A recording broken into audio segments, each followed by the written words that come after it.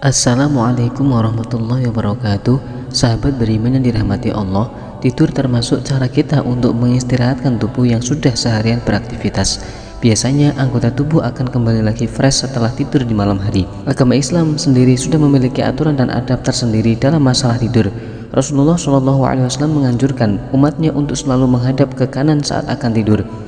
Posisi tidur seperti ini bukan hanya sunnah, tapi ternyata juga memiliki khasiat jika dikaji secara medis. Selain posisi tidur yang dianjurkan oleh Rasulullah SAW, ada juga posisi tidur yang sangat dimurkai oleh Allah Subhanahu wa Ta'ala. Bahkan disebutkan bahwa posisi tersebut termasuk ciri-ciri penghuni neraka. Lantas, seperti apakah posisi tidur yang dimaksud itu?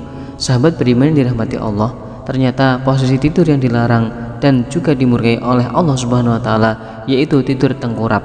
Hal ini dijelaskan oleh Rasulullah SAW dalam hadis. Ketika beliau datang ke sebuah masjid, saat itu Rasulullah SAW melihat umatnya yang berada di Masjid Nabawi sedang tertidur dengan posisi tengkurap. Kisah ini diriwayatkan oleh Tahfah Al-Ghifari radhiyallahu anhu.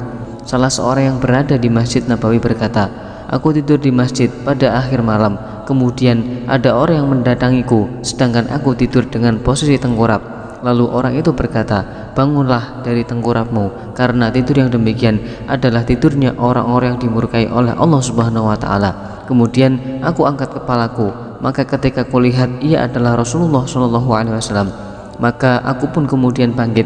Hadis riwayat Bukhari. Dalam riwayat lain, Rasulullah SAW menjelaskan bahwa posisi tidur tengkurap ialah posisi tidurnya para penghuni neraka. Hadis ini diriwayatkan oleh Ibnu Majah yang artinya tidur tengkurap adalah posisi tidurnya penghuni neraka. Hadis riwayat Ibnu Majah. Sesungguhnya tidur tengkurap dimurkai oleh Allah Subhanahu wa Ta'ala. Hadis riwayat At-Tabrani. Allah Subhanahu wa Ta'ala dan Rasulullah SAW tentu saja tidak akan pernah melarang sesuatu hal jika tidak ada hal yang membahayakan bagi manusia.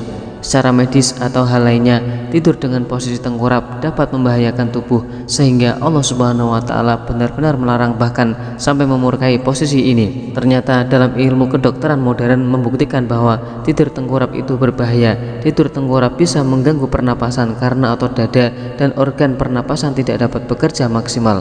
Karena terhimpit dengan posisi tersebut, dada akan menjadi tertekan dan menjadi sulit bernafas. Selain bagian pernapasan, tidur dengan posisi ini juga dapat menghimpit jantung dalam jangka waktu lama. Posisi seperti ini bisa membahayakan kesehatan jantung. Fungsi otak juga dapat terganggu dengan posisi ini, dikarenakan aliran darah yang membawa oksigen ke seluruh tubuh sampai ke otak menjadi terganggu karena terhimpitnya jantung tadi. Lalu, bagaimana cara tidur yang diajarkan oleh Rasulullah SAW? Posisi tidur miring ke kanan dalam hadis riwayat Bukhari nomor 247 dan Muslim nomor 2710.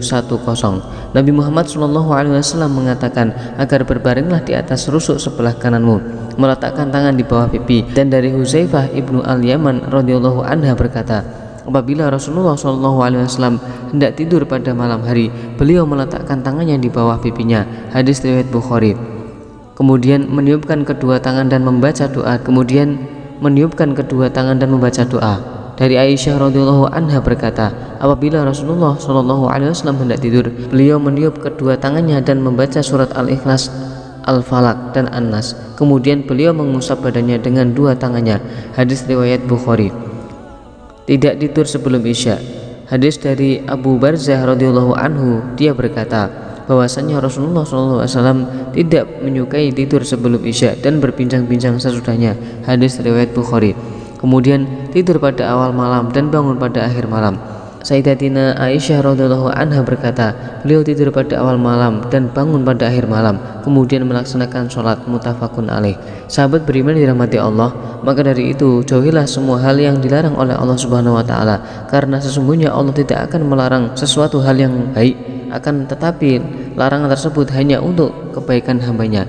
Allah adalah pemilik alam semesta dan semua ilmu pengetahuan. Tentu Allah lah yang maha tahu. Wallahu a'lam bishawab. Demikian yang bisa kami bagikan, semoga bermanfaat untuk kita semua. Amin amin ya rabbal alamin. Wassalamualaikum warahmatullahi wabarakatuh.